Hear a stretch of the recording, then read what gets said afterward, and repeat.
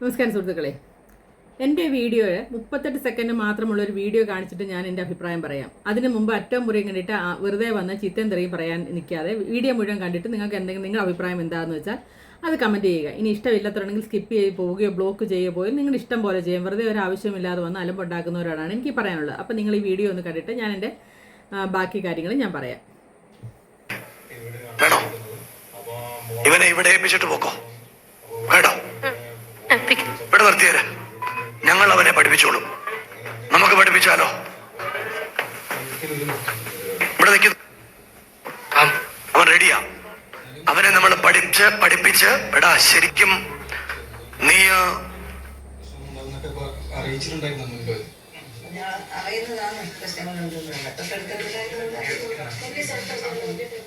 വന്നൊക്കെ നോക്കിയിട്ട് വിളിച്ച് ചോദിക്കുകയും പറയുകയൊക്കെ ചെയ്യുന്നത്. എന്നാലും പിന്നെ ഞാൻ വീട്ടിലില്ലേ, അതുകൊണ്ട് എന്താ നടന്നതെന്ന് അറിയില്ല. നമ്മുടെ നാട്ടിൽ ആതുര സേവനത്തിന് എപ്പോഴും മുൻപന്തിയിൽ നിൽക്കുന്ന ആൾക്കാർ ക്രിസ്ത്യൻ മാനേജ്മെന്റും ക്രിസ്ത്യൻ സഭകളും തന്നെയാണ്. അക്കാര്യത്തിൽ ഒരു സംശയമില്ല. പക്ഷെ അങ്ങനെയുള്ളവർക്ക് ഒരു പുഴുക്കുത്താണ് ഇങ്ങനെയുള്ള സ്ഥാപനങ്ങളെന്ന് പറയാതിരിക്കാൻ പറ്റില്ല.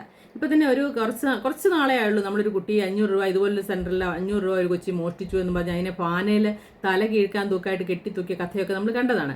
ആ കഥ വന്നതിന് ശേഷമാണ് അവരുടെ അടുത്തുള്ള അയൽവക്കക്കാർ പറയുന്നു ഈ പിള്ളേരെ കൊണ്ട് കല്ല് ചുമ്മിക്കുകയും കട്ട ചുമ്മിക്കുകയും ഒക്കെ ഈ കൊച്ചു പിള്ളേരെ കൊണ്ട് ചെയ്യിപ്പിക്കുന്നതൊക്കെ അവർ കണ്ടതെന്ന് പറഞ്ഞ് അവർ വീഡിയോ എടുക്കുകയൊക്കെ പ്രചരിപ്പിക്കുകയൊക്കെ ചെയ്യണം. പക്ഷേ അതിൻ്റെയൊക്കെ പിന്നാമ്പുറങ്ങൾ എന്താണ് പിന്നീട് സംഭവിച്ചതെന്നൊന്നും നമുക്കറിയില്ല.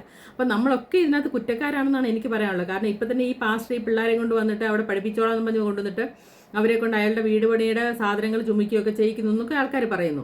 അല്ല തന്നെ അവർ പറയുന്നത് പിള്ളേർ തമ്മിൽ അടി കൂടിയതാണെന്നൊക്കെ പറയുന്നു. അങ്ങനെയാണെങ്കിൽ എന്തോ അവിടെ സംഭവിച്ചിട്ടുള്ളെന്ന കാര്യത്തിൽ ഒരു സംശയവുമില്ല. അപ്പോൾ അതിന് നമ്മളെല്ലാം ഉത്തരവാദികളാണെന്നാണ് എനിക്ക് തോന്നുന്നത്. കാരണം നമ്മുടെ നാട്ടിൽ PHSCകളുണ്ട്, ഗവൺമെൻറ് സംവിധാനങ്ങളുണ്ട്, എല്ലാവരും ഉണ്ട്, ആശാപ്രവർത്തകരുണ്ട്, അംഗൻവാടി ടീച്ചേഴ്സ്, ഹെൽപ്പർമാരൊക്കെ ഉണ്ട്. അവരൊക്കെ സാധാരണ എല്ലാ വീടുകളിലും പോയി അവിടുത്തെ കുഞ്ഞുങ്ങളുടെ കാര്യമൊക്കെ അന്വേഷിക്കുകയൊക്കെ ചെയ്താണ്.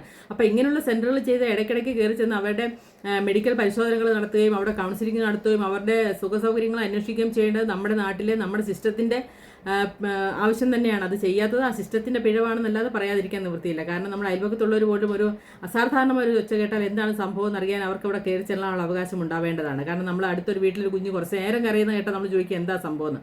അപ്പോൾ ഇങ്ങനെയുള്ള സെൻറ്ററുകളിൽ അത്യാവശ്യം ഇതൊക്കെ അറിഞ്ഞിരിക്കേണ്ട അത്യാവശ്യമാണ്. ആതുര സേവനത്തിൽ എന്തായാലും ക്രിസ്ത്യാനി സഭകൾ ചെയ്യുന്നത് പോലെ മറ്റാരും ചെയ്യുന്നില്ല എന്നുള്ള കാര്യത്തിൽ ഒരു സംശയവുമില്ല. കാരണം അവരാണ് ഏറ്റവും കൂടുതൽ ആതുര സേവനം ചെയ്യുന്ന ആൾക്കാരും അവരാണത് കൃത്യമായിട്ട് ചെയ്യുന്നതും അതിനുള്ള പൈസയും അതിനുള്ള സഹാനുഭൂതിയും അനുകമ്പയും ഒക്കെയുള്ള ആൾക്കാർ ക്രിസ്ത്യൻ മാനേജ്മെൻറ്റും ക്രിസ്ത്യൻ സഭകൾ തന്നെയാണ്. കാരണം നമ്മുടെ നാട്ടിലൊക്കെ കണ്ട ആശുപത്രികളോടനുബന്ധിച്ചുള്ള സിസ്റ്റർമാരൊക്കെ ചെയ്യുന്നതൊക്കെ കണ്ടാൽ നമുക്കത് മനസ്സിലാക്കാൻ സാധിക്കുന്ന കാര്യം തന്നെയാണ്. പക്ഷേങ്കിൽ അവർക്ക് മാത്രമല്ല ഉത്തരവാദിത്വം, നമുക്കും അതിൽ ഉത്തരവാദിത്വം ഉണ്ടെന്ന് ഇങ്ങനെയുള്ള സംഭവങ്ങൾ വരുമ്പോൾ മാത്രമേ നമ്മൾ മനസ്സിലാക്കുന്നുള്ളൂ എന്നുള്ളതാണ് അന്നേരം മാത്രമേ അത് ഗവൺമെൻറ് സംവിധാനങ്ങളാണെങ്കിലും മറ്റുള്ളവരും ഒക്കെ അതിനകത്ത് ഇടപെടുന്നുള്ളൂ. പിന്നെ ചിലരൊക്കെ പൈസയൊക്കെ കൊടുത്ത് ഇച്ചിരി ചിക്കിരിയൊക്കെ മേടിച്ച് അതിനകത്ത് കണ്ണടയ്ക്കുന്നവരൊക്കെയാണ്. പക്ഷേ അവരൊക്കെ എത്രമാത്രം വലിയ ക്രൈമാണ് ചെയ്യുന്നതെന്ന് ആലോചിക്കാതെ ആണ് ഇതൊക്കെ ചെയ്യുന്നത്. അതായത് സ്വന്തം മക്കൾക്കാണ് ഇങ്ങനൊരു അവസ്ഥ വരുന്നതെങ്കിൽ അവരെങ്ങനായിരിക്കും പ്രതികരിക്കുന്നതെന്ന് ഒരു നിമിഷം പോലും ഇവർ ചിന്തിക്കാതെയാണ് അങ്ങനെയൊക്കെ ഉള്ളവർ പ്രവർത്തിക്കുന്നത്. അവർക്കൊക്കെ എന്നാലും ഈ പറഞ്ഞ പോലെ നമുക്ക് അറിയില്ല അവർക്ക് എന്താ ദൈവം വെച്ചിരിക്കുന്നത്. അപ്പോൾ ഇങ്ങനെയൊക്കെയുള്ള സന്ദർഭത്തിൽ നമ്മളും കുറ്റക്കാരാണെന്നാണ് എനിക്ക് പറയാനുള്ളത്. കാരണം അങ്ങനെയുള്ളവരെ സംരക്ഷിക്കേണ്ടതല്ല, അങ്ങനെയുള്ളവരെ ശിക്ഷ കൊടുക്കുക തന്നെ വേണം. അത് മാതൃകാപരമായ ശിക്ഷ കൊടുക്കുകയും വേണം. വീണ്ടും ഇത് ആവർത്തിക്കാതിരിക്കാതൊക്കെ രീതിയിലുള്ള ശിക്ഷ കൊടുക്കണം. കാരണം അങ്ങനെ കൊടുക്കാത്തതുകൊണ്ടാണ് വീണ്ടും വീണ്ടും ഇങ്ങനെയുള്ള ക്രൈമുകൾ ആവർത്തിക്കപ്പെടുന്നത്. അതായത് നേരെ ചൊവ്വേ നടത്തിക്കൊണ്ട് പോകുന്നവർക്ക് പോലും ഇങ്ങനെയുള്ളവർ ഒരു അപമാനമായിട്ട് തുടരേണ്ടി വരുന്നത് അതുകൊണ്ടാണ്. കാരണം നല്ല രീതിയിൽ നടത്തുന്ന ഒരുപാട് സേവനങ്ങളുള്ള എല്ലാ വിഭാഗക്കാരിലും ഉണ്ട്. പക്ഷേ അതിൽ മുൻപന്തിയിൽ നിൽക്കുന്ന ക്രിസ്ത്യൻ മാനേജ്മെൻറ്റ് തന്നെയാണ്, അതിന് സംശയമില്ല. പക്ഷേ അങ്ങനെയുള്ളവരുടെ കൂടുതലും പ്രവർത്തികളെ കൂടുതൽ സംശയം നിലനിർത്തുന്ന ഒരു സംഭവമാണ് ഇങ്ങനെയൊക്കെ ഉള്ളത് കാണുമ്പോൾ നമുക്ക് മനസ്സിലാക്കാൻ സാധിക്കുന്നതെന്നാണ് എനിക്ക് പറയാനുള്ളത്.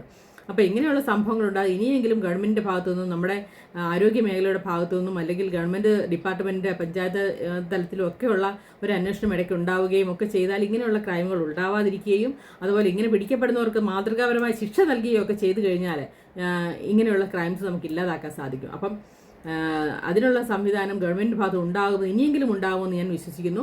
അപ്പോൾ നിങ്ങളുടെ അഭിപ്രായം എന്താണെന്ന് പറയുക. വീഡിയോ കണ്ടതിന് ശേഷം മാത്രം ജീതേന്ദ്രയൊക്കെ വിളിക്കുക.